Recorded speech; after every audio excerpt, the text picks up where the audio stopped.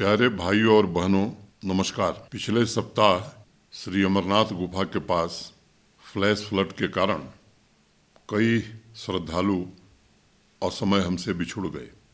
उनकी पवित्र स्मृति को मैं श्रद्धांजलि देता हूं और उनके परिजनों के प्रति भी शोक संवेदना व्यक्त करता हूं। मैं जम्मू कश्मीर पुलिस, केंद्रीय पुलिस बलों, आर्मी, एनडीआरएफ, एसडीआरएफ तथा जम्मू कश्मीर प्रशासन और आपदा प्रबंधन से जुड़े सभी अधिकारियों और कर्मियों को हृदय से साधुवाद देना चाहता हूं, जिन्होंने बड़ी तत्परता से अनेकों जिंदगियों को बचाने के लिए कठिन परिस्थिति में भी ऑपरेशन पूरा किया तथा सेवा की एक नई मिसाल कायम की। स्थानीय निवासियों का भी मैं बहुत आभारी हूं, जिन्होंने पूरी संवेदनशीलता के साथ इस पूरी प्रक्रिया में भारी सहयोग किया। यात्रा एक बार पुनः शुरू हो गई है और मैं बाबा अमरनाथ से सभी यात्रियों की कुशलता की प्रार्थना करता हूं। पिछले सप्ताह ईद का त्यौहार बड़ी धूमधाम से मनाया गया। त्याग एवं भाईचारे का यह पवित्र त्यौहार समस्त जम्मू कश्मीर के निवासियों के जीवन में खुशियां और समृद्धि लाए, मैं ऐसी कामना करता हूं। पिछले कुछ महीनों में नई पीढ़ी के लिए अनेक ऐसे अभिनव कार्यक्रम शुरू किए गए हैं जो उन्हें समाज की भलाई एवं राष्ट्र निर्माण के लिए प्रेरित करेंगे। नए के निर्माण के लिए श्रम चाहिए, शक्ति चाहिए तथा नया आकाश तथा नए शिखर छूने की कल्पना चाहिए। आज़ादी का अमृत महोत्सव हमें इसके लिए चिंतन करने का अवसर देता है। पिछले 2 महीने में श्रीनगर में 147 कार्यक्रम आयोजित किए गए थे, जिसमें हजारों युवाओं और बच्चों ने भाग लिया। Fit India, freedom run, Bharatvarsh के स्वर्णिम इतिहास एवं संस्कृति के जरिए देश की तरक्की में महत्वपूर्ण योगदान देने वाली हस्तियों, स्वतंत्रता संग्राम के गुमनाम नायकों से उन्हें परिचित कराया गया। युवाओं में जनभागीदारी की समग्र भावना का प्रसार करने के लिए विभिन्न डिपार्टमेंट्स ने पिछले कुछ महीनों में 47 कार्यक्रम आयोजित किए हैं। सभी युवाओं ने समाज के सामर्थ्य को नई गति देने के लिए चलाए जा रहे इस अभियान में बढ़ चढ़कर हिस्सा लिया है और सामाजिक न्याय, सामाजिक समरसता पर आधारित एक जीवंत समाज के संकल्प को अधिक सशक्त बनाने की पहल की है। बडगाम में रूरल डेवलपमेंट डिपार्टमेंट ने सभी पंचायतों में जनभागीदारी अभियान चलाया है, जिसमें लगभग 35,000 लोगों ने सामूहिक प्रयासों से सामान्य जन की भलाई के कार्यों में हिस्सा लिया। आज़ादी के अमृत महोत्सव के अंतर्गत बडगाम में 783 कार्यक्रम आयोजित किए गए थे। मुझे अत्यंत प्रसन्नता है कि इन कार्यक्रमों में विमेन एम्पावरमेंट के लिए सभी सरकारी विभागों ने नए के सृजन की संभावनाओं से संबंधित नीतियों पर कार्य शुरू किया है। उधमपुर डिस्ट्रिक्ट एडमिनिस्ट्रेशन ने गुड गवर्नेंस को सशक्त बनाने, प्रशासन एवं जनता की उम्मीदों के बीच फासले को कम करने के लिए गांव-गांव में बीम्स एम्पावरमेंट पोर्टल के बारे में जागरूकता अभियान शुरू किया है। इस पोर्टल के माध्यम से गांव का प्रत्येक नागरिक यह जानकारी प्राप्त कर सकता है कि उसके गांव में कितनी सरकारी योजनाएं चल रही हैं तथा उन प्रोजेक्ट्स पर कितना पैसा खर्च हो रहा है। पारदर्शी तथा जनता के प्रति उत्तरदायी शासन व्यवस्था नागरिक तथा प्रशासन के बीच एक विश्वास का बंधन है और यह व्यवस्था सुनिश्चित करती है कि सभी योजनाओं का लाभ आवाम के गरीब से गरीब व्यक्ति तक पहुंचे। उधमपुर के सभी प्रशासनिक अधिकारियों तथा नागरिकों को इस पहल के लिए बहुत बहुत शुभकामनाएं। किश्तवाड़ जिले में पिछले 2 महीने में जनभागीदारी के 280 इवेंट आयोजित किए गए हैं। इस अभियान में कुल मिलाकर 8400 लोगों ने भाग लिया था। पिछले महीने 2 पदयात्राएं भी आयोजित की गई थीं, जिसमें 500 युवाओं ने भाग लिया था तथा आकांक्षाओं से भरे जन समुदाय को समाज के प्रति कर्तव्यों से भी जागरूक कराया गया। सभी 20 जिलों में जनभागीदारी तथा हर क्षेत्र में हो रही तीव्र सामाजिक एवं आर्थिक प्रगति तथा उपलब्ध अवसरों के बारे में जानकारी देने के लिए अनेक कार्यक्रम चलाए जा रहे हैं।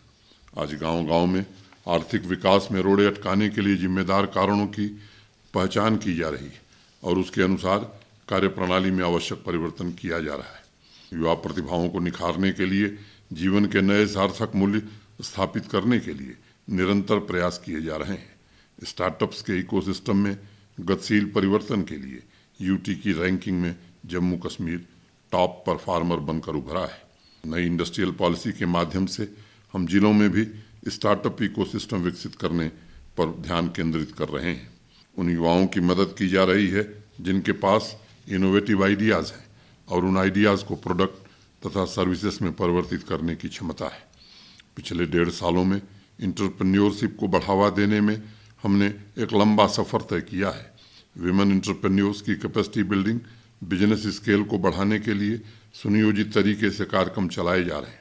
बारामूला की रहने वाली साइमा खान स्टेप इन नाम से टेक्नोलॉजी इंस्टीट्यूट चला रही हैं और accounting, multimedia, fashion designing, animation जैसे 10 कोर्सेज के माध्यम से युवाओं को प्रशिक्षित करके उन्हें रोजगार के अवसर उपलब्ध करा रही हैं। स्टेप इन ब्रांड की हैंड होल्डिंग, मार्केट लिंकेज के लिए प्रशासन द्वारा भी मदद किया जा रहा है और मुझे पूरी उम्मीद है कि साइमा की सक्सेस स्टोरी अन्य महिला इंटरप्रेन्योर्स को भी प्रेरित करेगी।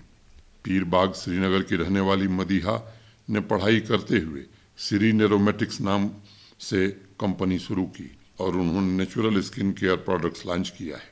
उन्हीं की तरह श्रीनगर की मलिका शाह ने कश्मीर वैली के हर्ब और ऑर्गेनिक प्रोडक्ट को राष्ट्रीय अंतर्राष्ट्रीय बाजार में उपलब्ध कराने के लिए ब्यूटी प्रोडक्ट्स का ब्रांड लॉन्च किया है।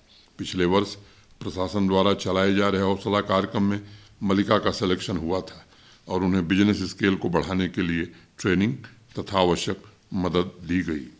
बक्सीनगर जम्मू की रहने वाली गीतिका कोहली सॉफ्ट स्किल ट्रेनिंग के लिए इंस्टीट्यूट चला रही हैं।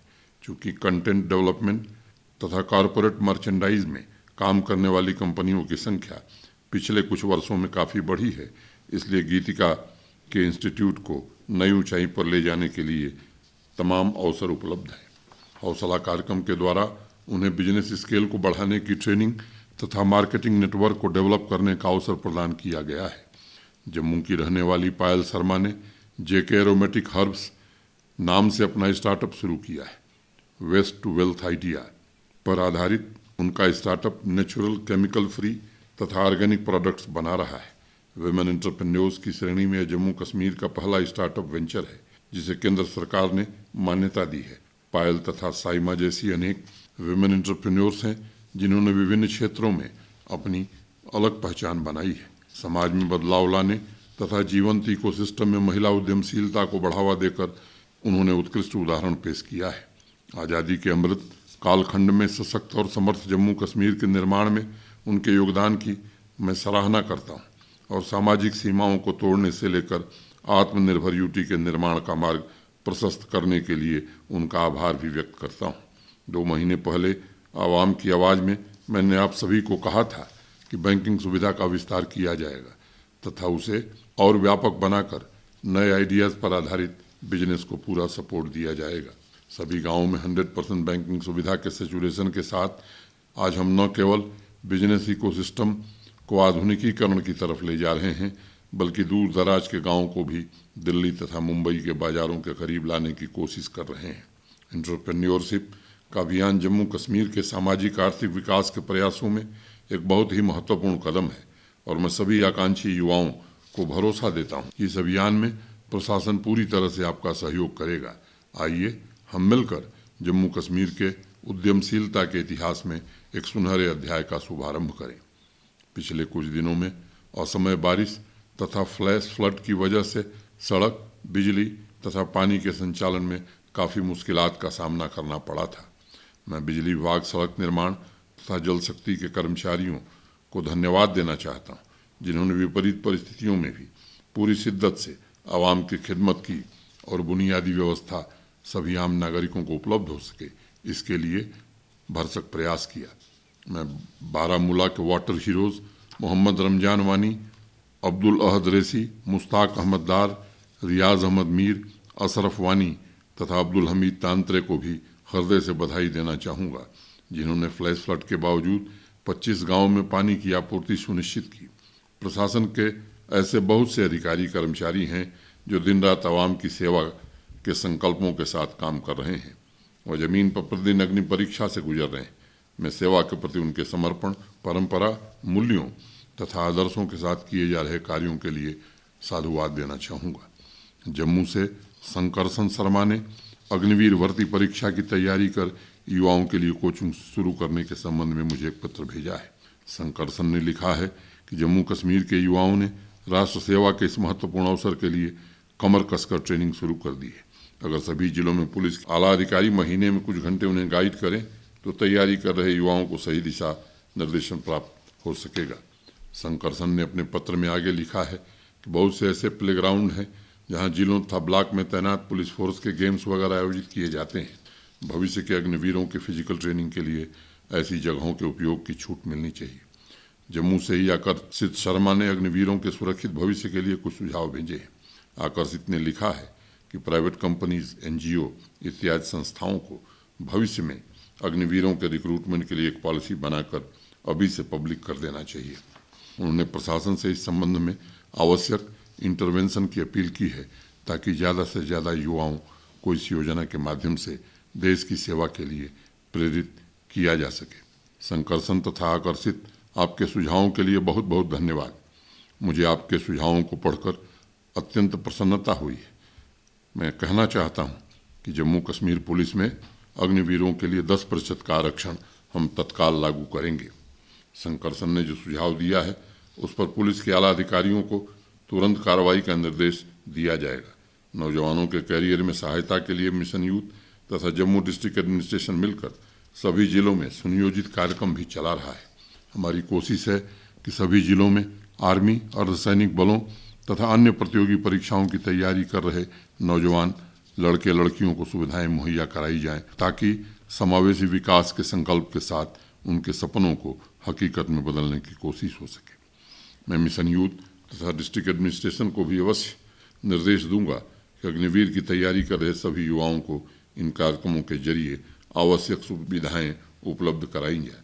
आकर्षित के सुझावों पर भी आवश्यक कार्रवाई हो, ये सुनिश्चित किया जाएगा। श्रीनगर से सैयद एजाज तथा बारामूला से आकिब तांत्रे ने कम्युनिटी पुलिसिंग को प्रमोट करने के विषय में सुझाव भेजा है। उन्होंने लिखा है कि लोकल पुलिस, मोहल्ला कमेटी, यूथ क्लब, मस्जिद कमेटी, एनजीओ तथा रेजिडेंशियल वेलफेयर ग्रुप इकट्ठा होकर सिविल डिफेंस यूनिट के तौर पर काम कर सकते हैं। एजाज और आकिब ने लिखा है कि लोकल पुलिस तथा अच्छी खासी संख्या में स्थानीय संस्थाओं का इंटरेक्शन न सिर्फ सुरक्षा व्यवस्था को चाक चौबंद बनाएगा बल्कि यह एक ऐसा मजबूत प्लेटफॉर्म बनकर उभर सकता है जिसके द्वारा कल्चरल, एजुकेशनल तथा डेवलपमेंट से संबंधित विषयों पर लगातार चर्चा हो सकेगी और ज्वलंत मुद्दों जैसे ड्रग अब्यूज की चुनौतियों से लड़ने में मदद मिलेगी। एजाज तथा आकिब को मैं उनके पत्र के लिए बहुत बहुत धन्यवाद देना चाहता हूँ। पहले से ही हमने थाना दिवस की व्यवस्था की है और लगभग हर अर्बन वार्ड तथा पंचायतों में यूथ क्लब की स्थापना हुई है और ये सभी क्लब जनता तथा प्रशासन के बीच ब्रिज की तरह काम कर सकते हैं। इसी प्रकार Jammu Kashmir police civic action programme के जरिए लगातार आम नागरिकों से सीधा संवाद स्थापित कर रही है। मेरा हमेशा से ये मानना है कि नई संस्थाएं खड़ा करने के बजाय जो मौजूदा संस्थाएं हैं उनमें बेहतर सामंजस्य हो तथा सिनर्जी के द्वारा विभिन्न लक्ष्यों को प्राप्त करने के लिए मिलजुल कर प्रयास किए जाएं। मैं मिशन यूथ तथा पुलिस के अधिकारियों को निर्देश दूंगा कि आप दोनों के सुझावों के आधार पर बेहतर रणनीति बनाकर मौजूदा व्यवस्था में ज़्यादा से ज़्यादा लोगों की साझेदारी सुनिश्चित की जाए और उसकी रूपरेखा पर विचार करके सभी गाँव तथा शहरों में इस कार्यक्रम को चलाया जाए। मैं मानता हूँ कि सामाजिक बुराइयों की चुनौती से लड़ने की जिम्मेदारी केवल प्रशासन तथा सरकारी अधिकारियों की नहीं है बल्कि इस प्रयास में आप सभी की पूरी भागीदारी आवश्यक है। मैं इस जन भागीदारी के संबंध पर विशेष बल देता हूँ क्योंकि प्रशासन तथा जनता दोनों का लक्ष्य एक विकसित समाज की स्थापना करना है। प्रशासन तथा नागरिकों की भूमिकाएं एक दूसरे की पूरक हैं जिनका साझा दायित्व जन कल्याण को बढ़ावा देना है। जिस प्रकार प्रशासन की लोगों के प्रति जवाबदेही है उसी तरह प्रत्येक व्यक्ति भी समाज के प्रति जवाबदेह है। समाज में वर्तमान क्षमताओं को बढ़ाने तथा प्रगतिशील सुधार के लिए सिर्फ नीतियां महत्वपूर्ण नहीं हैं बल्कि हर एक व्यक्ति की पहल भी आवश्यक है। एक छोटी सी कहानी है।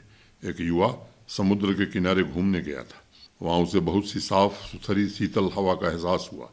उसने सोचा कि शहर में रहने वाले जो लोग हैं उनके लिए इस समुद्र से हवा भेजे जाने की व्यवस्था होनी चाहिए ताकि शहर के प्रदूषण से मुक्त ताजगी वाली हवाएं उन्हें उपलब्ध हो सकें। अपने इस नायाब प्लान को टेस्ट करने के लिए उस नौजवान ने एक स्टील की बड़ी पेटी मंगाई, उसमें हवा भरा और ताला लगाकर अपने एक दोस्त को कुरियर कर दिया। उसने साथ में एक पत्र भी लिखा कि दोस्त, मैं तुम्हें समुद्र से अत्यंत ताजी तथा शीतल हवा भेज रहा हूँ। तुम अवश्य ही शहर की प्रदूषित हवा से उब गए होगे। अगर तुम्हें अच्छा लगेगा तो सरकार से कहकर समुद्र से हवा भेजने के कार्यक्रम का अनुरोध किया जाएगा। उस नौजवान के मित्र को पेटी और पत्र दोनों मिल गए। उसने पहले पत्र पढ़ा और फिर पेटी खोली। पेटी तो खाली थी, उसमें कुछ नहीं था। फिर उस नौजवान के मित्र ने वापस पत्र लिखा कि पेटी मिल गई। बहुत सुंदर पेटी है, लेकिन हवा को पेटियों में नहीं भरा जा सकता। हाँ, अगर तुम चाहो तो हम सरकार के साथ मिलकर अपने ही शहर में समुद्र के किनारे जैसा वातावरण अवश्य तैयार कर सकते हैं। पेटी से हवा भेजने की योजना को छोड़कर तुम जल्दी से वापस आ जाओ ताकि इस कार्य को शुरू किया जा सके। प्यारे भाइयों और बहनों, ताजी हवा पेटी में भरकर नहीं भेजी जा सकती और उसके लिए प्रशासन तथा समाज के पुरुषार्थ को मिलकर बेहतर वातावरण तैयार करना होगा। समाज को एक नई दिशा में गतिमान बनाने के लिए एक एक व्यक्ति में संकल्पों के दिए का जलना आवश्यक है। हमारे हाथ में जीवन का बहुत बड़ा उपहार है और उसे जीने की सबसे बड़ी कला इस बात में है कि कैसे इसे सृजन में लगाया जाए।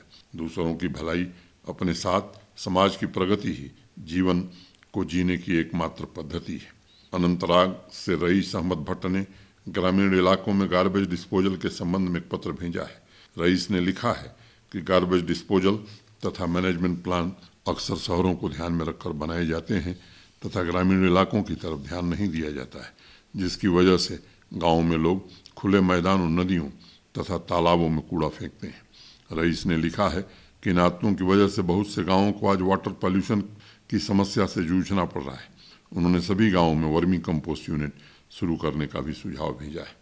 रईस, आपके पत्र के लिए बहुत बहुत शुक्रिया। जम्मू कश्मीर का कार्यभार संभालने के तुरंत बाद ही मैंने गाँव में गार्बेज डिस्पोजल मैनेजमेंट के लिए जन भागीदारी के माध्यम से कार्यक्रम शुरू किया था। सभी पंचायतों में सुनिश्चित किया गया था 2 गार्बेज बिन्स रखे जाएंगे जो सॉलिड तथा लिक्विड वेस्ट के लिए होंगे। इनके निस्तारण के लिए सभी पंचायतों से आग्रह किया गया था कि मनरेगा में लेबर कंपोनेंट का इस्तेमाल इस व्यवस्था के लिए किया जाए। इसके पश्चात मैंने कई पंचायतों का दौरा भी किया था। अखनूर की एक महिला सरपंच साहिबा ने तो अनोखा प्रयोग करते हुए गार्बेज मैनेजमेंट के लिए पूरे गांव में सुविधा शुल्क भी लगा दिया था। इसके अलावा प्रशासन ने सभी गाँव में हर गाँव स्वच्छ गाँव नाम से अभियान भी चलाया, जिसमें पंचायत प्रतिनिधियों को शामिल करके गार्बेज मैनेजमेंट के बारे में पूरी जानकारी आम नागरिकों के लिए अवेयरनेस कैंपेन चलाया गया था। प्रशासन गाँव में बेहतर वातावरण, साफ पानी के स्रोतों के लिए पूरी तरह से संवेदनशील है। मैंने सभी पंचायत प्रतिनिधियों को पूरी तरह आश्वस्त किया है कि गार्बेज मैनेजमेंट से संबंधित सभी कार्यों में उन्हें प्रशासन का पूरा सहयोग मिलेगा। प्रशासन का रूरल डेवलपमेंट डिपार्टमेंट इस पूरे अभियान को कोऑर्डिनेट कर रहा है। स्वच्छता गाँवों तथा शहरों को स्वस्थ रखने का अचूक हथियार है। मैं आज के इस कार्यक्रम के माध्यम से सभी श्रोताओं से भी कहना चाहूँगा कि आप लोग मिलकर इस अभियान में प्रशासन का साथ दीजिए। जहाँ तक सभी गाँवों में वर्मी कंपोस्ट यूनिट का सुझाव है, मैं उस पर रूरल डेवलपमेंट डिपार्टमेंट को आवश्यक कार्रवाई का निर्देश जरूर दूंगा। बडगाम से मुश्ताक अहमद वानी ने वाटर बॉडीज़ के रिवाइवल से संबंधित एक पत्र भेजा है। मुश्ताक लिखते हैं कि सभी पंचायत में वाटर बॉडीज़ के रिवाइवल एवं लैंडस्केपिंग के लिए सरपंच तथा पंच लोगों को एम्पावर किया जाए। मुश्ताक, आपके पत्र के लिए बहुत बहुत शुक्रिया। वाटर बॉडीज़ को स्वच्छ रखने के लिए रूरल डेवलपमेंट डिपार्टमेंट, चुने हुए जनप्रतिनिधि तथा डिस्ट्रिक्ट एडमिनिस्ट्रेशन मिलकर काम कर रहे हैं। अभी पिछले महीने मैंने आवाम की आवाज़ कार्यक्रम में कई जिलों में इस अभियान के तहत किए गए कार्यों की चर्चा की थी। सरपंच तथा पंच इन कार्यों के लिए पूरी तरह से एम्पावर्ड है। मुझे अनेक जिलों से सूचनाएं मिली हैं कि वहाँ के सरपंच तथा पंच साहबान ने दशकों से निष्क्रिय पड़ी वाटर बॉडीज़ को रिवाइव करने का काम किया है। कई ऐसे प्रबुद्ध नागरिक भी हैं जिन्होंने बिना प्रशासन के सहयोग के अपने अपने इलाके में वाटर बॉडीज़ को पुनर्जीवित कर दिया है। सभी पुरानी वाटर बॉडीज़ का रिवाइवल हो, उसके लैंडस्केपिंग की व्यवस्था हो, इसके लिए भी रूरल डेवलपमेंट डिपार्टमेंट की तरफ से सहयोग दिया जाएगा। सभी पंचायतों में पानी समिति भी बनी है ताकि जल के स्रोतों का सही तरीके से संरक्षण भी हो। इसके अलावा आज़ादी के अमृत महोत्सव के अंतर्गत जम्मू कश्मीर में 1500 अमृत सरोवरों का निर्माण तथा रिजोल्यूशन किया जाएगा। यानी हर जिले में कम से कम 75 वाटर बॉडीज का निर्माण तथा पुनरुद्धार होगा। जो नए अमृत सरोवर बनाए जा रहे हैं उसमें इस बात का ध्यान रखा जा रहा है कि उनका निर्माण कम से कम 1 एकड़ जमीन पर किया जाए तथा उसकी वाटर होल्डिंग कैपेसिटी कम से कम 10,000 क्यूबिक मीटर हो। इस कार्य की देखरेख के लिए एक कमेटी बनी हुई है जिसमें जल शक्ति, PWD, forest, rural development, revenue, culture department तथा डिप्टी कमिश्नर्स को मेंबर बनाया गया है। मानसून को ध्यान में रखते हुए हर एरिया में कार्य शुरू किया गया है और मुझे उम्मीद है कि आने वाले अगस्त महीने तक सभी अमृत सरोवरों का कार्य पूरा हो जाएगा। हमारी परंपरा एवं संस्कृति में पानी पवित्रता तथा जीवन का प्रतीक है, इसलिए आज भी हमारे मन में नदियों और झीलों के साथ एक अलग तरह का तालमेल है।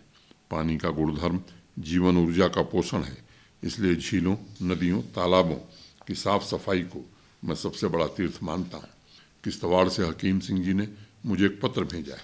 उन्होंने लिखा है कि जम्मू कश्मीर प्रशासन को सभी शिक्षण संस्थाओं में एक स्पेशल सेल बनाना चाहिए जिसके माध्यम से सभी गांव वालों को सरकारी योजनाओं की जानकारी दी जा सके। हकीम सिंह जी ने इस स्पेशल सेल को सीधे एडमिनिस्ट्रेशन से जोड़ने की भी बात कही है ताकि जन कल्याण के सभी कार्यक्रमों का सही तरीके से क्रियान्वयन भी हो और स्पेशल सेल द्वारा उसका ऑडिट भी कराया जा सके। हकीम सिंह जी, आपके पत्र के लिए बहुत बहुत धन्यवाद। पिछले 2 सालों से सरकार की सभी कल्याणकारी योजनाओं की जानकारी पहुंचाने के लिए मास मीडिया के अनेक माध्यमों का इस्तेमाल किया जा रहा है। उसका परिणाम है कि आज लगभग सभी योजनाओं का 100% सैचुरेशन हो गया है। इस कार्यक्रम में हमने चुने हुए जनप्रतिनिधियों की भी मदद ली है और डोर टू डोर सर्वे कराकर लाभार्थियों को स्कीम में शामिल किया गया है। यहाँ तक कि शिक्षण संस्थाओं में जिन बच्चों ने किसी कारणवश पढ़ाई छोड़ दी थी उन्हें भी सर्वे के माध्यम से तलाश करके वापस स्कूल ज्वाइन कराने के लिए प्रेरित किया गया है। इसी साल जून जुलाई में मात्र एक जिले कठुआ में 1.5 लाख बच्चों का सर्वे किया गया था और जिन 4,657 बच्चों ने किसी कारण से स्कूल छोड़ दिया था उन्हें पुनः नज़दीक के स्कूल में दाखिल कराया गया। यूथ क्लब भी किसी कारणवश छूट गए लाभार्थियों तक कल्याणकारी योजनाओं की मदद पहुंचाने का प्रयास कर रहे हैं और उन्हें डिप्टी कमिश्नर्स ऑफिस से सीधे संवाद स्थापित करने की व्यवस्था बनाई गई है। अगर आवश्यकता पड़ी तो भविष्य में इस अभियान में शिक्षकों की भी मदद ली जाए, इसकी व्यवस्था कराई जाएगी। किसी भी क्षेत्र की बुनियादी शक्ति तभी उभर कर सामने आ सकती है जब केंद्र, राज्य या यूटी प्रशासन द्वारा दिए जा रहे पैसे तथा अन्य लाभ सीधे लाभार्थी तक पहुंचे। जम्मू कश्मीर के प्रत्येक नागरिक को मैं प्रगति तथा विकास का इंजन मानता हूँ। विकास हमेशा व्यक्तिगत होता है, लेकिन एक एक व्यक्ति की तरक्की से सामूहिक रूपांतरण की प्रक्रिया शुरू होती है। प्रत्येक मीटिंग्स में मैं इस बात पर बल देता हूँ कि सभी योजनाओं का 100% सैचुरेशन हो ताकि हर एक व्यक्ति कौशल संपन्न, प्रवीण तथा साधन संपन्न बन सके। इस बात में कोई शक नहीं है कि जिस जिले, जिस क्षेत्र में सर्विस डिलीवरी, जन कल्याण कार्यक्रमों की व्यवस्था सुदृढ़ होगी वह किसी भी वातावरण में अपने को बेहतर तरीके से समायोजित करके सामाजिक तथा आर्थिक बदलाव के नए युग में प्रवेश कर सकेंगे। प्रशासन के लिए परिवर्तन एवं कार्यक्रमों की निरंतरता एक चुनौती है, लेकिन अगर प्रत्येक नागरिक सजग हो तो बड़ी से बड़ी चुनौतियों से भी आसानी से निपटा जा सकता है। गांदरबल से शेख मिनहाज ने यूथ इंगेजमेंट से संबंधित एक सुझाव भेजा है।